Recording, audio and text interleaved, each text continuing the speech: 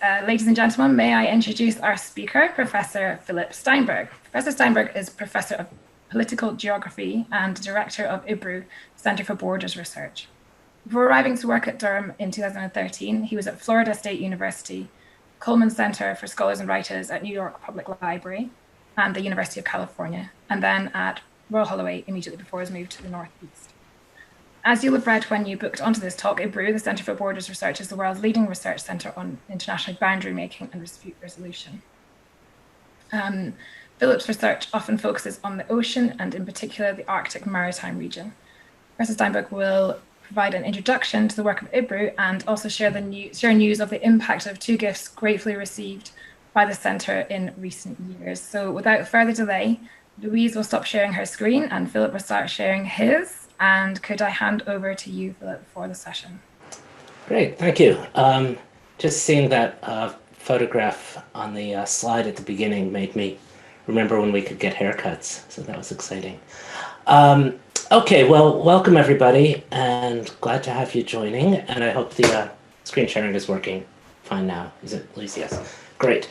So I'm going to be talking today about IBRU, Durham's Center for Borders Research, talking a bit about what we do, but also kind of the world of borders and boundaries that we're all in the middle of and actually all dealing with in one way or another, and but also about IBRU's specific kind of role in this sometimes contentious and actually sometimes quite peaceful and legally mediated world. First off, just a good way to begin is the official mission statement of IBRU. Seems to make sense as a way to start this off. We just read this: through research, consultancy, and training, IBRU seeks to facilitate enhanced understanding of border areas, contribute to the peaceful resolution of boundary disputes, and engage with broader geographic questions concerning the changing nature of sovereignty, territory, citizenship, and the political organization of space. Since its founding as the International Boundaries Research Unit in 1989, that's where the acronym comes from, IBRU has been the world's leading research center on international boundary making and dispute resolution, creating impact through the services it provides to the public and private sectors. Today, IBRU brings together work in international boundary law with the geographic study of borders and bordering in the 21st century. And I think that's actually a fairly complete summary of what we do and what we're about, but like any good mission statement, hopefully it makes you want to find out more and go deeper beneath the surface. So that's what I'm going to be doing in this talk. But first of all, and the question is, if IBRU is the Center for Borders Research, what does it even mean to research borders, and why do we need to do that? Because on one hand, if you look at a world map like this one, you know, you see borders, but you don't really see them. I mean, the borders are the lines that define the states. And then, of course, a lot of people pay attention to the politics within an individual state, the politics between them, the politics of an individual one, or generically what makes a country work, what makes a government work. But the boundary lines themselves are usually just kind of taken for granted. They just somehow ended up there dividing things. And what we really recognize at IBRU is boundaries don't just happen. There's a reason for why they are where they are and what they do, and there's often ongoing contestation about that. And what we try to do is direct attention to understanding that contestation, in large part so that we can lead governments to address differences before they erupt into something violent, which of course can often happen around international borders. So why do borders need to be researched? I would really say there are two main sets of reasons. And the first are kind of the where questions, that it's not always clear where boundaries are supposed to be, notwithstanding what you saw on that previous map, where there seemed to be clear, unambiguous lines. Now, one reason for that is often the treaties that actually define the limits of a country are ambiguous. Sometimes that's on purpose. Sometimes the negotiators of a treaty will decide, let's not deal with that hard question right now. Let's just say, we'll draw a boundary between that ethnic group and that ethnic group and just leave it later on to be figured out in the details. Sometimes, though, it's actually because the underlying geographic information is just not well known. So in 1890, sort of just after the scramble for Africa, Lord Salisbury said, only I think half jokingly, "We have been engaged in drawing lines on maps where no white man's foot ever trod. We have been giving away mountains and rivers and lakes to each other, only hindered by the small impediment that we never knew where those mountains and rivers and lakes were." Again, I think he's kind of half joking there, but only half. He is reflecting on the recent situation. Another reason why it's often not clear where boundaries actually are is because boundaries, by definition, are in frontier regions. Often the societies that live in a border region kind of develop their own way of working with it. You know, maybe people cross the border all the time and develop a sort of new culture around the border. And so what happens is that the practice around the border diverges from the enforcement. And that might be fine until at some point somebody wants to enforce it. And then either the law has to shift to meet the reality, or the reality has to shift to meet the law. And either way, that can get very awkward. So what does change? Any number of things can change. Sometimes a new resource emerges. So a border region that nobody really cared about, suddenly now people do. Sometimes new legal frameworks emerge that make it possible for states to claim new territories. The ocean is a very good example of that, actually, and often that happens at the same time as new resources emerge, because there's a new resource, a new legal framework is developed. Of course, obviously, when a new country emerges, you need a new boundary or a new set of boundaries. There are actually quite a few international boundaries where there's a kind of agree to disagree. You know, everyone's just kind of relaxed about it. And that can be fine until perhaps for domestic political reasons or because of new geopolitical tensions, suddenly you can't agree to disagree anymore. So there's a new tension and new things happen. And finally, the actual underlying geographic situation can change. So rivers move, sea level rises, etc. And so if these are used as the base for drawing boundary lines, if the underlying physical geography changes, then the politics and the law needs to change as well. So I'm going to quickly talk through 4 examples that I think illustrate some of these issues that I brought up in the first half of the slide. And the first of these is the Eritrea-Ethiopia boundary. And I need to go into a little bit of history of the Horn of Africa so that this makes sense. Ethiopia remained independent through the scramble for Africa, whereas Italy colonized Eritrea sort of in pieces between 1870 and 1890. Then in 1900, Eritrea, or Italy, and Ethiopia signed a treaty, which did say where the boundary was. That lasted for 36 years until Italy under Mussolini annexed Ethiopia, basically turning it all into Italian East Africa. Then during the Second World War, the British kicked out the Italians, occupied the whole area until 1952. And when it became time for the British to leave, they were left with a question: do we leave this as 2 countries, which they historically had been, or leave it as 1 country since it was all united under Italy for the previous 16 years? What Britain did is they gave it all to Ethiopia, but with the caveat that Eritrea would have a high level of autonomy within Ethiopia. That fell apart in 1962. Ethiopia annexed Eritrea, an Eritrean independence movement began, and finally in 1993, after 30 years, Eritrea's independence was recognized by Ethiopia, but it was still messy. There were border wars. Finally, in 2000, there was a ceasefire with and part of that ceasefire was a call to delimit the boundary with a boundary commission. Well, great, because there was already a boundary delimited 100 years earlier, right? In 1900, it would seem natural that in 2000, they would just pull out that old treaty and say, okay, that's the boundary. But the problem is that 1900 treaty contained things like this. The line Tomat, which is that town on the very, very far left of the map, Todluk, which is where the line goes to, and then Mara Belesamuna, which are three names for that river that you see. Traced on the map annexed is recognized by the two contracting parties as the boundary between Eritrea and Ethiopia. That all would be perfect if this were a decent map.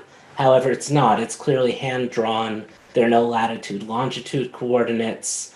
If one were to draw a line today from Tomat to Todluk, the angle of the line would not be the same as the angle that you see on this map. So then what's definitive? Is it the angle of the line? Is it a line between Tomat and Todluk where they are now? Is it maybe if you can figure out where Tomat and Todluk were back in 1900, is it between those points? And this is just the beginning of all the problems with this treaty. This treaty also refers to certain mountains, and nobody can agree 100 years ago what that mountain was called and the like. So this is an example of where you need to reach into history, into geography, into interviewing people and asking them what they remembered their grandparents as calling certain hills and the like to try to put this together, as well as, of course, other historical documents. As it turns out, in this case, ultimately, after almost 20 years, the two countries did succeed in delimiting the border and signing a treaty. So this is kind of a good happy ending in boundary negotiation. Another example is from the Beaufort Sea north of Alaska and the Yukon Territory in Canada. Now, in this case, this actually goes back to a 1925 treaty between Russia, and which of course at that point controlled Alaska, and the UK, which at that point controlled Canada. And they demarcated the border between Russian Alaska and British Canada as being the 141st meridian in its prolongation as far as the frozen ocean. Now the question here is, what does as far as the frozen ocean mean? Canada claims, well, as far as the frozen ocean means you just keep going up into the frozen ocean. And you can see that on this map. It's a straight line, according to Canada, that continues into the ocean. The US says as far as the frozen ocean means up until you hit the frozen ocean. And then once you're at the ocean, you follow normal maritime boundary delimitation tools, which basically means you draw a line perpendicular to the coast. And because the coastline, as you can see, is sort of slanted from northwest to southeast there, the boundary line, the maritime boundary line, according to the US, kind of swerves off to the east. And hence you get this disputed wedge in the middle. There are actually two other problems with this. One is frozen ocean. What if the ocean stops being frozen? Then is the treaty no longer valid? The other issue is that although this was a treaty between Russia and the UK, it was actually written in French. So in fact, the question is, how do you interpret dans son prolongation jusqu'à la mer glaciale? Or really jusqu'à, does jusqu'à mean including or not? And my French is nowhere near good enough to actually, have an opinion on that. And apparently nobody knows because this is still under dispute. A third example, closer to home, is in the North Sea. In 1958, the UN adopted a convention on the continental shelf, basically determining a means by which adjacent states can divide up their continental shelves for resource extraction. And shortly after that, the Netherlands, Denmark, and at that point West Germany all started to draw out their shelves. And what they came up with was a map that looks like this one, which Germany was not very happy about. And Germany basically said, well, our three countries' coastlines are all about the same length. We have a long history of using the North Sea. In fact, in English, it used to be called the German Sea. So clearly, Germans have been hanging out there a long time. And yet, because of just the bad luck of the indentation of the coast, we, Germany, get crowded out of the middle of the North Sea. And you can see that very clearly on this map, which was particularly a problem for Germany because the middle of the North Sea is where all the oil and gas is. So basically, this would mean Germany couldn't get to the good stuff. So long story short, there were suits filed with the International Court of Justice. Eventually, the International Court of Justice adjudicated and actually redrew the lines so that they look like this. And actually, this is the continental shelf delimitation that exists to this day. Final example I just want to bring up is also from the Netherlands, actually, but a little more inland. The River Meuse, which is part of the boundary between the Netherlands and Belgium. And what happened here is simply that the river moved, which rivers do all the time, sometimes due to natural causes, sometimes due to engineering. And the result was that there was a piece of Belgium that basically got stuck attached to the Netherlands, and you couldn't get there from Belgium. And actually, there's several other points on the river that also got stranded on the wrong side, as it were. But this case was particularly notable because I think around 2012, a headless body was found on this sort of stranded chunk of Belgium. And then there was a question of who investigates this, or really nobody did, because nobody could get there. Nobody wanted to get there. That made the two countries realize we need to work this out. And eventually they redrew the border, and there were several little land swaps that were then all done in 2015. So I just hope that these four examples already begin to show that the where of borders is not so simple as it appears from, say, a static, seemingly worked out world map like what we saw at the beginning. But the other reason why borders need to be researched is because borders are not simply boundaries. And I have to step back here because people use the term borders and boundaries interchangeably a lot, and they actually are technically different in international law. A boundary is a line of no thickness where the territories of states meet. In other words, a boundary is the line that's drawn around a territory that defines the territory and that divides that territory from other adjacent territories. A border, by contrast, is the line or zone or point that you pass through to enter into another state. So right there, what's key is that boundaries are all about definition and division, whereas borders are all about connection. And a good way to illustrate this is something that we've all seen and maybe hopefully we'll one day see again as we go to an airport to cross an international border. And of course, these people, let's pretend this is Heathrow, I don't know what airport it is, but these people waiting to cross the border are, of course, already within the territory of the United Kingdom, right? They're within the boundary lines that define that territory. If one of these people who we see in this picture commits a crime right where they are, they will be subject to the jurisdiction of the United Kingdom, even though they have not yet crossed the border into the United Kingdom. And so a border is about creating, it's more about managing connection rather than actually defining where you are. That's what boundaries do. Or another example of this from a border actually I know very well, on the border between Norway and Finland. Now, this is a particularly complicated border because Finland and Norway are both part of the Schengen area, which means that there's free movement of people between the two countries. But Norway is not a member of the European Union, which means that there's not free movement of goods. And as you can see from this photo, there's basically like two streams that happen at the border. People who have nothing to declare can drive straight through, and I've been through this border many times, and no one has ever come out and stopped me or anything. You just drive on. Whereas if you're, say, a lorry with goods to declare, then you need to pull over to the side and deal with customs declarations and all that kind of thing.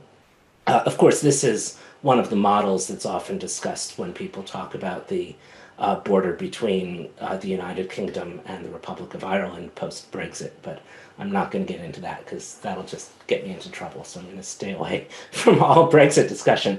But you can see where that's a similar kind of management issue. So what those two things I think begin to show us is that there's a lot of contestation around where borders are drawn and boundaries are drawn, and also around the management of what borders in particular do. And that then takes me to sort of the second part of my talk, which is, well, where does IBRU fit into all this? And I don't know how to say this without sounding a little bit full of myself, but I think it's basically, I think we do incredibly important work because there's not actually sort of universal recognition of what the rules are, of what international law is, of how precedent has fallen into place. There are certainly lawyers who argue this for one state or another. There are state ministries that are involved in individual politics and all that. But in terms of the actual underlying rules that have been agreed to over centuries, sometimes formally, sometimes informally, a repository for that is necessary to basically give states the tools that they need to solve problems before they get out of hand. Because there'll always be border tensions. I mean, there's no question. I think that'll exist forever. But border tensions don't have to be solved in acrimonious ways. If there's a political will, and there won't always be a political will, I acknowledge that. But when there is a political will, you need, one of the things that law really does is it provides common rules that then all parties can turn to when they wish to find a mutually agreeable way of solving a problem. And of course, these can be very intense problems that can ultimately lead to, tens of thousands of lives being lost. And so I think IBRU provides this service that I say the world genuinely needs, because tensions won't be solved peacefully if there's not a general understanding of the agreed upon rules.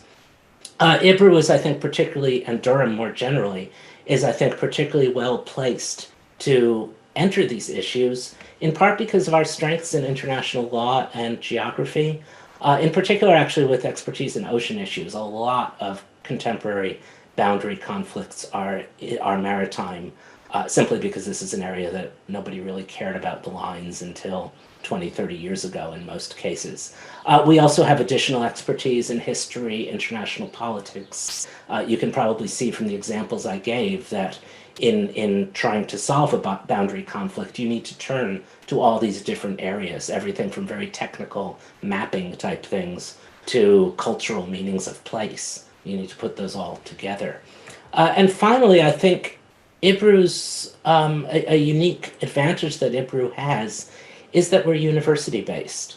Again, there are a small number of lawyers and consultants who are in this world of doing arguments before the International Court of Justice, engaging in arbitrations and the like, but they're all representing one side or another. And IBRU has the reputation of basically not having an interest in this, because we really don't. Our interest is just ensuring that everyone knows the rules, and that if they want to, they play by them. And that's very different than somebody who's representing one side or another and trying to get a solution that helps them. And we use that sort of being above the fray to give ourselves a certain position, a certain credibility, I might say. How do we do what we do, or what specifically do we do? The first thing, and probably what we're best known for, is our training workshops. These are actually photos from actual training workshops that we've run.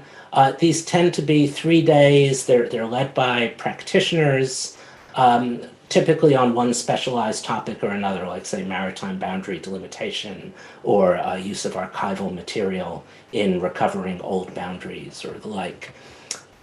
Generally, we'll bring in 4 to 8 tutors. These are usually practicing attorneys or consultants, really some of the top people in the boundary making world. Then we'll typically have 20 to 30 students. The students are mostly sort of mid to middle high level ministry employees, usually foreign ministries from countries from all over the world. Some will come from resource or energy ministries, water ministries, mapping agencies. We tend to have a few people from the private sector, generally energy companies, though not very many of them. Sometimes a few from NGOs and the like. There's always a lot of hands-on practical work, as you can see from the photos.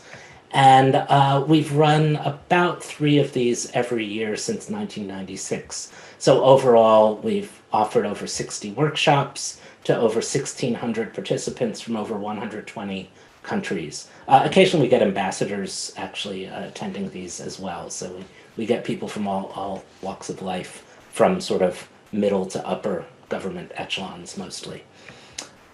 We also do bespoke group trainings. I've actually done several over the past few years, at the Foreign and Commonwealth Office, or I guess now it's the Foreign Commonwealth and Development Office.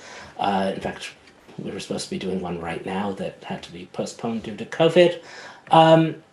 One thing that we've just initiated, and Louise mentioned this at the very beginning, is this was based on a gift from the widow of Victor Prescott, who was one of kind of the leaders of the boundary studies community, and actually a Durham graduate or King's College graduate when Newcastle was associated with Durham there. And because these workshops are primarily intended for professionals, they're admittedly not cheap because we bring in these very high-paid lawyers to be the trainers at them, and their visa issues and all kinds of things like that. And they're held at cities all over the world, by the way. The last one we held was in Addis Ababa, before that in New York, Paris, London, etc. Durham, actually we do occasionally hold them in Durham as well.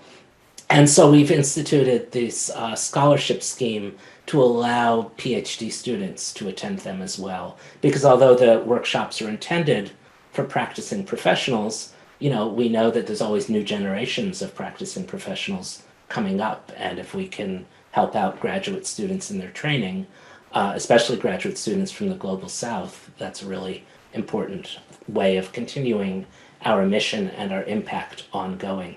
The final thing that we've done in training is we've just begun our first online course. To some extent, this is a response to the pandemic. If you look at these pictures, you cannot do these practical exercises in a socially distanced way. These are literally people leaning over maps and arguing in each other's faces, or hopefully not arguing too much. So to some extent, the online course is a response to the pandemic, but it's also actually a way of reaching a broader audience, of spreading this knowledge to more people. And so we currently have about 16 students enrolled in the first online course. Their assessment is due on Friday, so I'm excited to see how they do. We also engage in consulting. We've had people be expert witnesses at International Court of Justice cases, working with countries and the like, doing support for NGOs, for non-governmental organizations that have a kind of diplomatic, peace-oriented mission. We've done a bit of work for energy firms as well. But I should note, we've actually sort of tried to cut down on the consulting work. To some extent, that's because of personnel changes, but it's also because of what I mentioned before about the importance of remaining above the fray, being understood to be an honest broker who's not on one side or another. So we want to hold a training workshop that say, people from the Philippines and people from China can both feel perfectly comfortable going to, even though those two countries have a major dispute going on in the South China Sea. But by saying, listen, we're not about supporting one side or another. And actually in the practical exercises, we always do it around hypothetical situations, because we know this is all very politically loaded, and we can't have a student from a foreign ministry, even in a role-playing game, pretend to say islands don't matter. And if that got up to his foreign minister, could get into a lot of trouble. So we're very careful there. We also engage in research. These are a number of projects that we've had over the past few years that I've put up on the screen here. Everything on how borders function in polar regions, to migrant communities in Thailand, to the No Borders movement. This has been funded by Leverhulme Trust, British Academy, some of the other sort of big research funders. These projects come and go as we engage in them. And then finally, we engage in public outreach and engagement. Much of this is through mapping, because we're good at mapping. We have mapping resources. We're used to understanding what the data means behind the maps, because that then plays out in the legal arguments. So we've worked with Google actually in creating some of the international boundary databases, or the underlying data on some of their maps. We've done work in the South Atlantic, which we've actually then briefed the Falklands government on.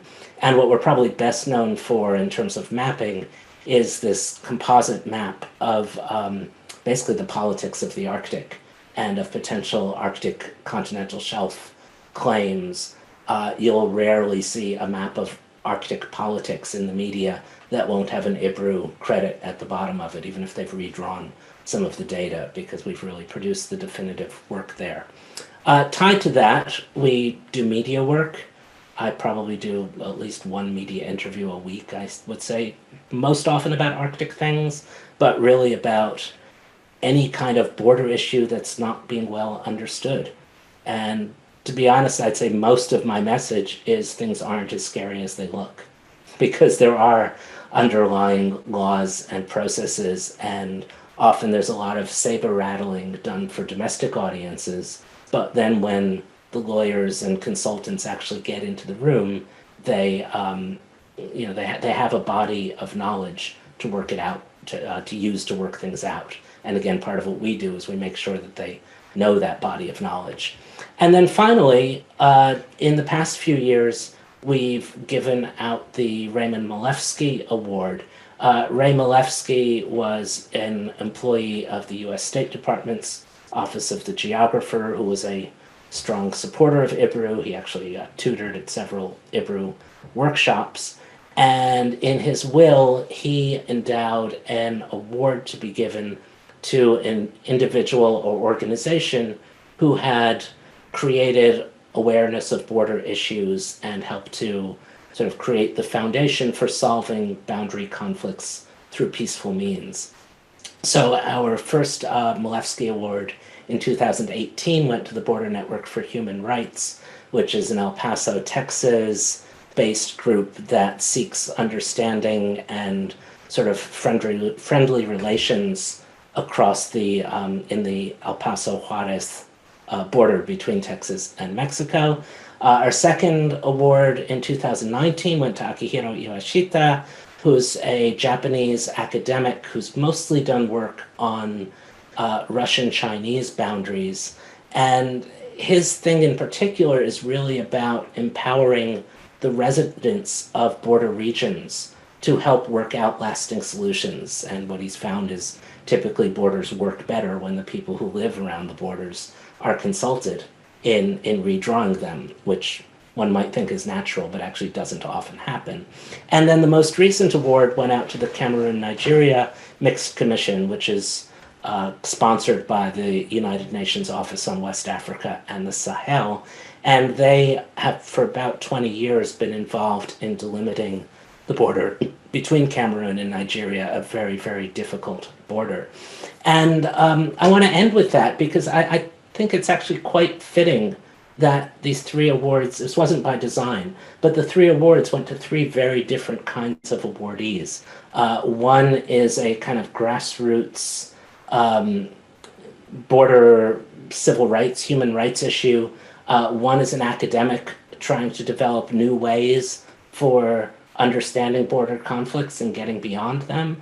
And one is a UN state-sponsored group of basically government officials who are working to use laws and established procedures to make a lasting border that will lead to a lasting peace. And I like the way those three groups kind of form a triangle with each other, because in many ways they speak to the audiences that IBRU tries to work with and IBRU tries to bring together to build lasting solutions and knowledges of border problems. So I'll leave it at that and see what you have as questions. Thanks. Thank you very much, Philip. That draws our session to a close. I just want to say thank you very much to Philip, and please encourage you all to put some questions into the chat. I'll just have a quick scan here and see if I have any coming through. I have one which is a little bit of a curveball to start you off if you fancy coming with that one. I was wondering about space and Mars and what happens when we colonize Mars. Are you going to be involved with that at all? Me personally, will I be involved in colonizing Mars? Well, yeah, there actually is there are two UN there's one main UN outer space treaty. If anyone's actually seen The Martian, the reference, if anybody remembers that, it was about 5 years ago, I guess it came out, the film, where there actually are references to the law of the sea and the outer space treaty. They're not done correctly, which is a whole other issue. But In fact, the two were developed very much at the same time. The UN Convention on the Law of the Sea was developed in the late 60s, which is right when the UN Outer Space Treaty was developed. Technically, but the rules are quite different because there's no means for legally claiming territory in outer space. The Outer Space Treaty basically says that outer space is a common resource for all, so you can't keep anyone out of a piece of outer space the way that you actually can with the ocean. It's also a demilitarized zone, although with interesting questions in that. So there's definitely linkages, as I say, in particular between the ocean and to a much lesser extent Antarctica and outer space. But Mars itself is, it is interesting because at some point all of the kind of outer space work was kind of less about actual planets than about moving around in orbit. So it will lead to questions if there gets to be serious colonization or production or resource extraction from celestial bodies. Technically, those are covered by the treaty, but whether that'll hold as new resources emerge is, I think, a real question. Thank you. Right, we have some more questions coming through. I think more Earth-based ones. So a question, I think, from Olga Pierce. When I practiced as a domestic lawyer, I wanted to know not only to whom a piece of land belonged, but who else had rights over it. In the international context, that might mean what rights other countries, besides the riparian ones, have over the Rhine, or what countries other than Norway can, countries other than Norway can do in Spitsbergen. Are such questions within the unit's remit? Yeah, very much. Because very often those kinds of arrangements, say Spitsbergen, Svalbard, which let me give a second of background for people who don't who don't know what I'm talking about. Svalbard, which the main island is Spitsbergen, both terms get used. Archipelago, several hundred kilometers north of northern Norway. But it has a long, weird history where Russia had it for a bit and Norway did for a bit, and there were US whaling stations there. Anyway, the end result was after World War I, Russia and Norway both claimed it, and the compromise was Norway got it, but any country that signs the Svalbard Treaty, not just Russia, can engage in economic activities on Norwegian territory, and Norway can't kick them out. So my point is that those kinds of arrangements are actually forms of bordering. I mean, they're forms of drawing lines with then kind of asterisks on them. A good example is joint development zones. Often when two countries can't agree on where one's country, in particular territorial or exclusive economic zone in the ocean ends and another's begin, they'll agree to a joint development zone. Actually, the UK and Norway more or less have this in terms of oil and gas in the North Sea, where there's a number of fields that are kind of managed together. And I might not have this quite right if somebody knows more about it than I do. But in effect, there are a couple of, there are these areas where they've agreed to split the profits, I think like 70-30 or something based on investment that's into it. But you'll have these kinds, and those are forms of bordering, even though they're not strictly lines. So yeah, very much. Thank you. I have a question from Judy Bowles, who's asking, does IBRU run any academic OU-style courses online for the general public? I don't know if you've got anything on Future Learn or anything like that. Yeah, actually, the online course is, that's very much along those lines.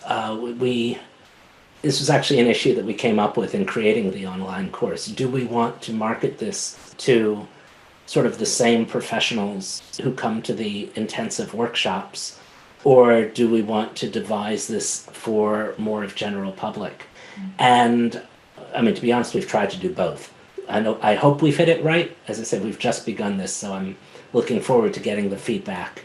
In fact, of our students enrolled, I would say most are the same kind of people who would go to the in-person workshops. But we're getting students, and we've priced it, actually. So we've actually priced it very inexpensive, £100 student rate. So, you know, it's not much more than buying a book, say if you're a graduate student, and you can get some quick knowledge in this. So I would hope that that'll meet that market. I think we'll find out pretty soon when we start getting surveys back from students taking it.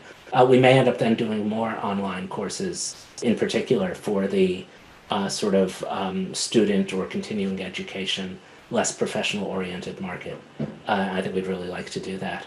But yeah, I'm keeping half an eye on the text as well, on the chat, I mean. Okay. So yeah, please do sign up. We've got a link on our website, and I'm expecting we get a much broader variety of individuals taking the online course, partly because it's shorter and easier and more accessible, but also because it deals with, I won't say, I don't know how to say this nicely, but it's, you know, it sort of deals with more breadth, but goes less deep into the very specific case law that you'd probably only care about if you're really going to take a case to the International Court of Justice. Great. Thank you. Is there information about that all on IBRU's website? Yeah, that's all on the website. You'll see a link to the current course right on the front page of the IBRU website. Thank you. Okay, I don't know if you're reading the same as me, but do you want I'll let you chair. Yeah. Okay, fine. Somebody, Justin Douglas is asking, lots of boundaries follow rivers. Are there any countries, or is it in fact, are there any countries, or is it in fact very common for countries to agree that their boundary will shift with the natural movement of the river? No, there's no general standard here, and river boundaries are almost invariably a mess because, I mean, the first thing is ideally you want to put a boundary in a place that's not itself a resource.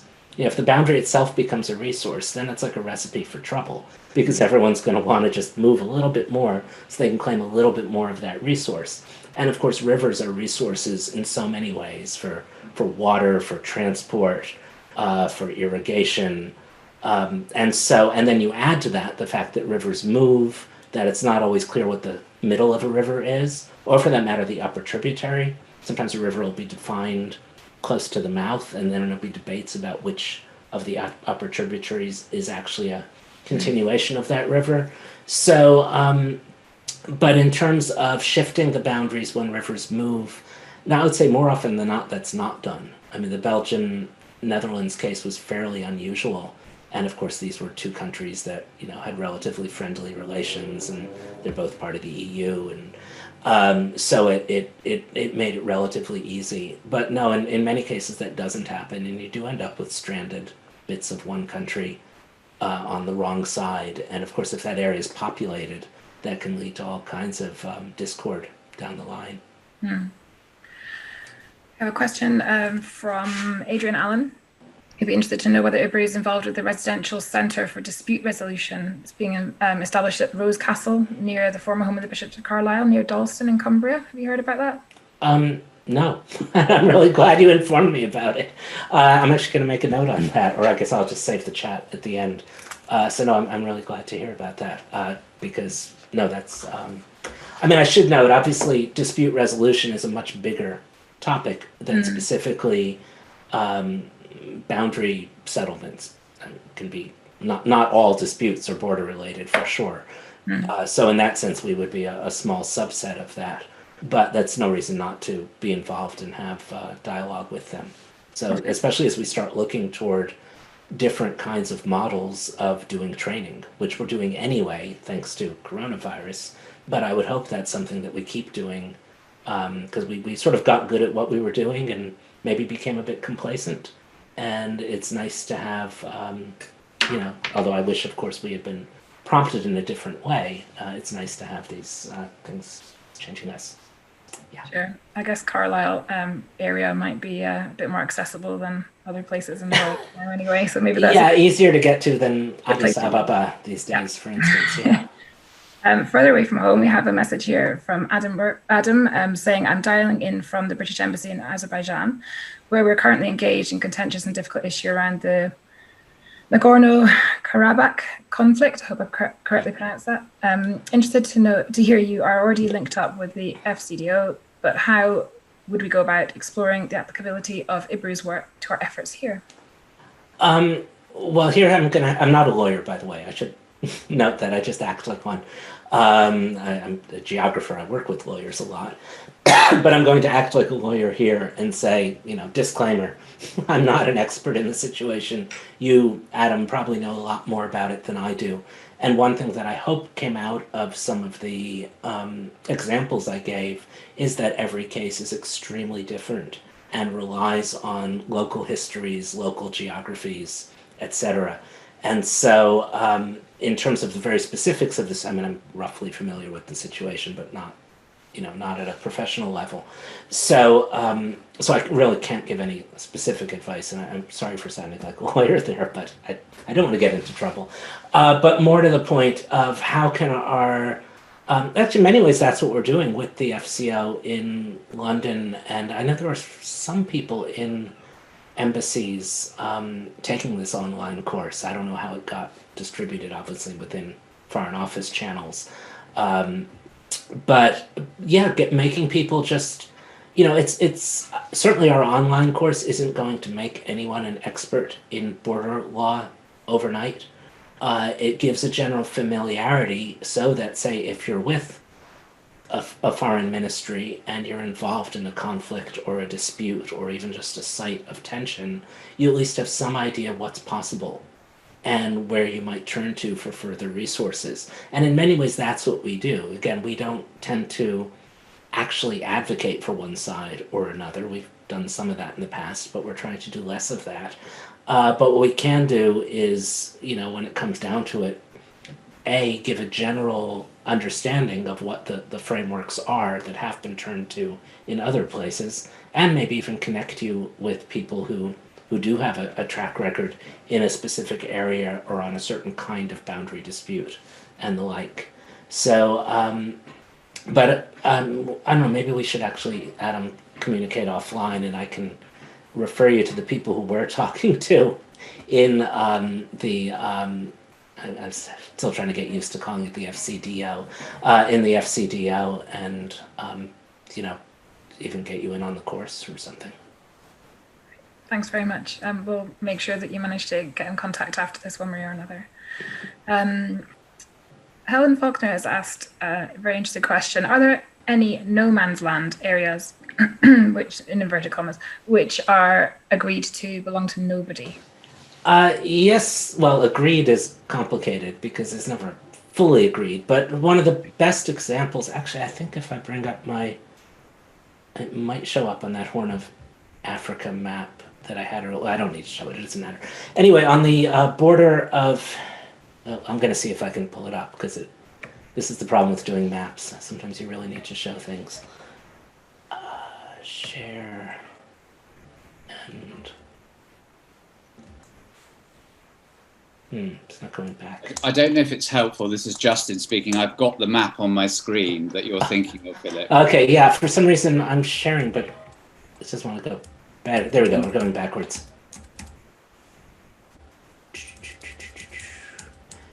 Basically what I'm talking about while I look for it is, here we go, it's coming up.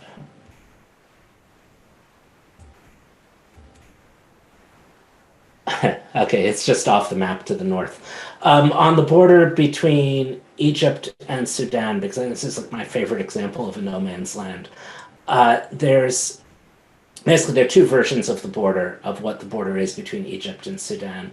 And the way that it is shaped, you have, basically there's a small disputed triangle, kind of, how do I say this? Well, one version of the border is a straight line, and the other is a curved line that creates a small triangle north of the straight line and a large triangle south. And so basically what that means is that there's no way there's no way you can claim both of those triangles. If you say the border is the straight line, then you get one and you don't get the other.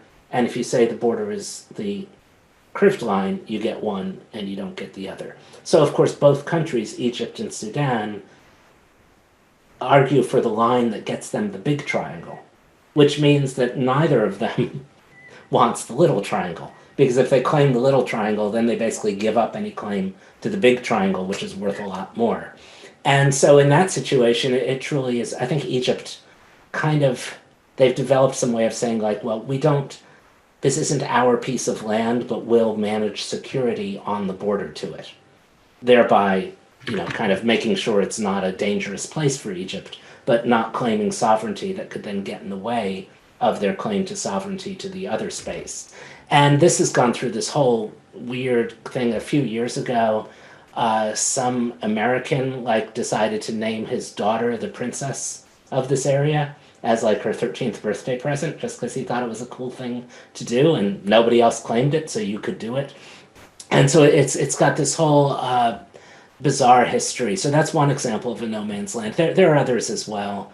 There's some cases, similar cases to that usually, where for either country to assert a claim over it would then lessen their claim to some other place that mattered a lot more. There's one on I think the Serbian-Bosnian border, I think like an island in a river. That's a similar kind of situation. There's some like that. Thank you. A lot of enthusiasm coming through, Philip, for the online course. So oh, great. That's terrific. Charlotte Evans is asking, how can IBRU help advise on or solve border disputes between different territorial understandings of land, such as those between the Canadian state and Indigenous communities? I mean, again, a lot of this gets into local contexts and knowing the local situation. So there's not that much we really can do to advise. And obviously within the specific international boundaries issue, that's not an international boundary. It's a boundary between sovereign nations, but it's not technically an international boundary in this sense.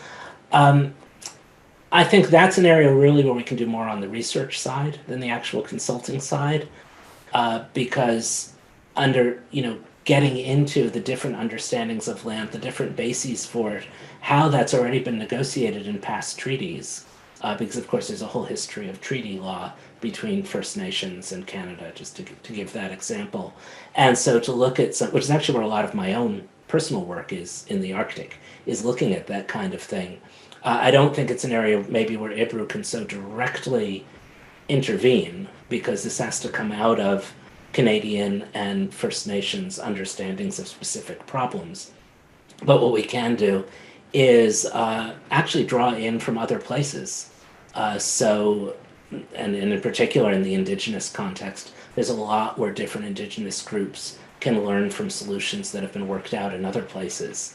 And that kind of transmitting knowledge, I mean, some of that is increasingly being done within Indigenous communities, but it's also work that we can do as the center.